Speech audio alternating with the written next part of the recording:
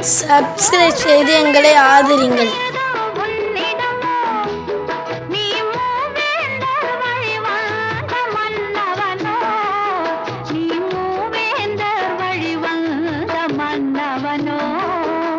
நான்கு குணம் சேர்ந்ததுவோ பெண்ணிடமோ அது நடை பழகி வந்ததென்ன என்னிடமோ. நான்கு குணம் சேர்ந்ததுவோ பெண்ணிடமோ அது நடை பழகி வந்ததென்ன என்னிடமோ.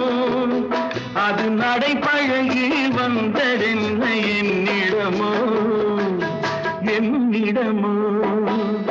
நான்கு குணம் சேர்ந்ததுவோ பெண்